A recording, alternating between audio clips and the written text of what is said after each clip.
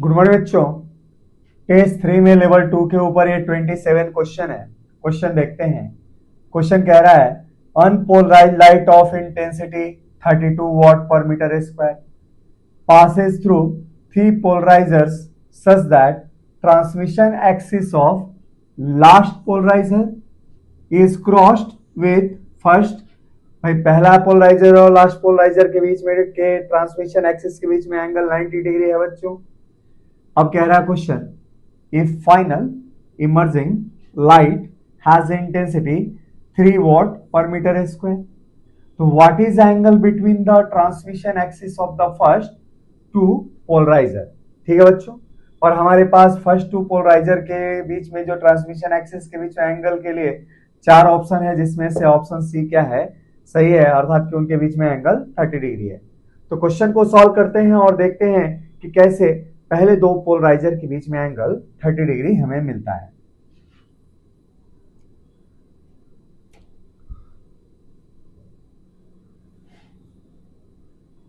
Solution देखें बच्चों, मान लिया जाए आपके पास 3 पोलराइजर है P1, P2, P3।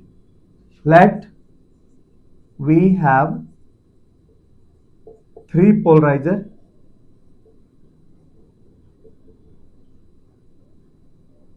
P1, P2 and P3। ठीक है बच्चों। अच्छा, लेट और आगे माना हमने angle between P1 and P2 is θ1 and या थीटा मान लें एंड एंगल बिटवीन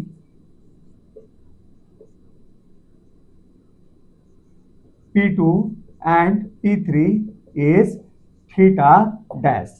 हमने मान लिया कि P1 P2 के बीच में एंगल थीटा है और P2 और P3 के बीच में बच्चों एंगल थीटा डैश है। ठीक है, अब आगे सॉल्व करते हैं इसको। When light having intensity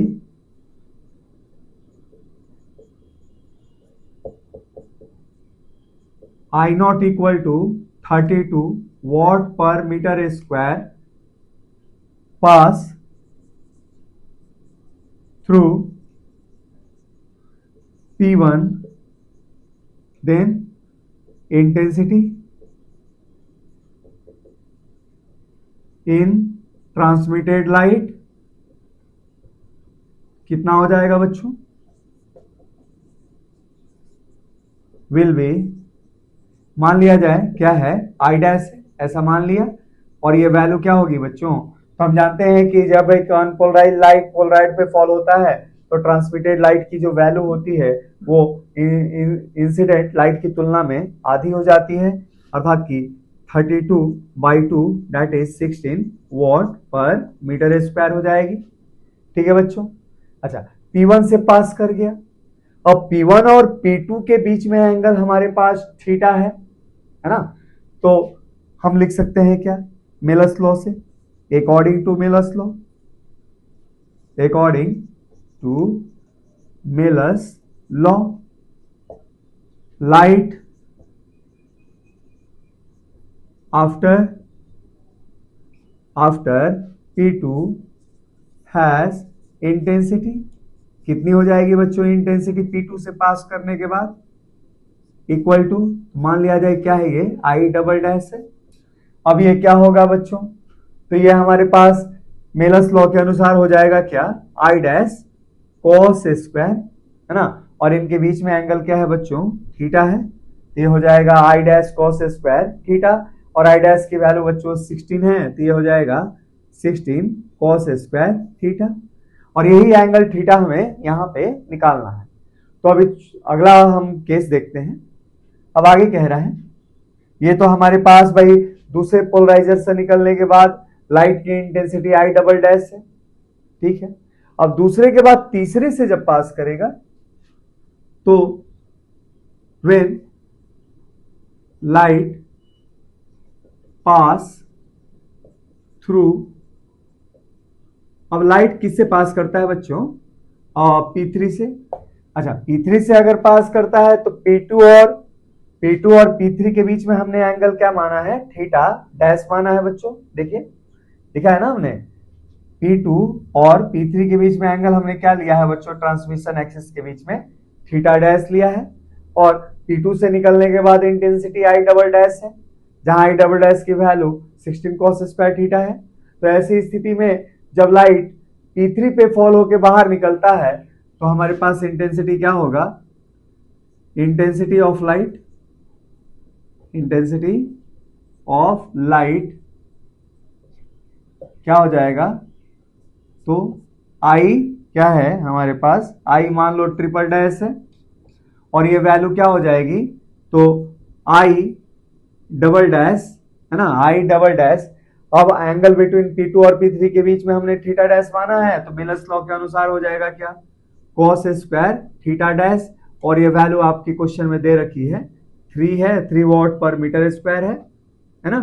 ये आपके क्वेश्चन में दिया है ना कि फाइनल जो ट्रांसमिटेड लाइट वेव है वो आपसे P3 से पास होने के बाद उसकी इंटेंसिटी कितनी है, 3 वॉट पर मीटर स्क्वायर है। तो फाइनल लाइट के पास इंटेंसिटी आई 3 ट्रिपल डैश की वैल्यू किसके बराबर होगा, 3 के बराबर।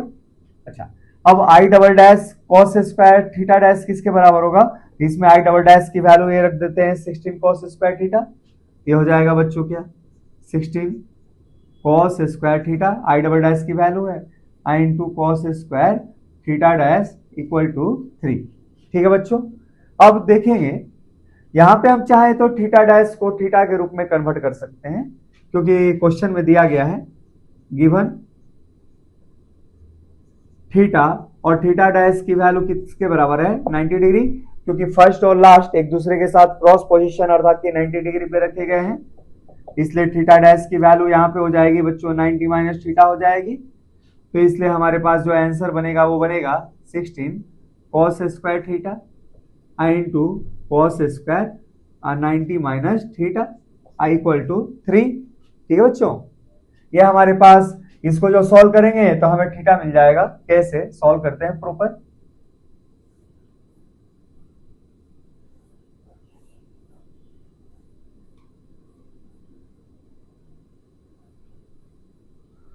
अब इसको प्रॉपर सॉल्व करते हैं बच्चों, और हमारे पास हो जाएगा क्या, और 16 cos स्क्वायर थीटा, अच्छा cos 90 minus theta sine theta होता है, तो ये हो जाएगा sine square theta equal to 3।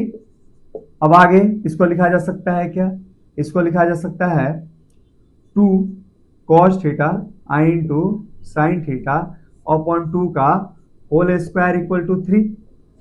अच्छा, अब ये क्या होगा, 2 sine theta into cos theta sine 2 theta होता है, तो ये लिखा जा सकता है 16 साइन स्क्वायर 2 थीटा और इसका 4 हो जाएगा आई इक्वल टू, ये हो जाएगा बच्चों 3। अच्छा, ये क्या हो जाएगा, 3/4 हो जाएगा। तो देयरफॉर साइन स्क्वायर 2 थीटा की वैल्यू किसके बराबर हो जाएगी, ये बराबर हो जाएगी बच्चों क्या, 4 है ना, ये 3/4। ठीक है, तो इसलिए साइन 2 थीटा की वैल्यू किसके बराबर हो जाएगी बच्चों, √3/2 दैट इज साइन 60 डिग्री के बराबर हो जाएगी। अब आगे इसको सॉल्व करते हैं यहाँ के बाद, अब आगे इसको ले जाके सॉल्व किया तो हमारे पास कितना मिल जाएगा, 2 थीटा की वैल्यू यहाँ पे मिल जाएगी 60 डिग्री, इसलिए थीटा की value 60 degree that is angle between P1 and P2, angle between P1 and P2, P1 और P2 के बीच में एंगल कितना हो जाएगा, थीटा इक्वल टू 30 डिग्री बच्चों, क्योंकि 2 थीटा है 60 डिग्री ना, तो थीटा इक्वल टू क्या होगा 60/2 अर्थात कि 30 डिग्री। तो इस तरीके से पहले पोलराइजर और दूसरे पोलराइजर के बीच में P1 P2 के बीच में एंगल क्या रही होगी, 30 डिग्री, जिसके लिए फाइनल ट्रांसमिटेड लाइट तीसरे पोलराइजर के बाद क्या होगा, 3 वॉट पर मीटर स्क्वायर होगा, जब पहले और तीसरे को क्रॉस पोजीशन अर्थात कि 90 डिग्री पे रखा गया है। तो चलिए बच्चों और क्वेश्चन करते हैं इस टेस्ट के ऊपर हम लोग, है ना।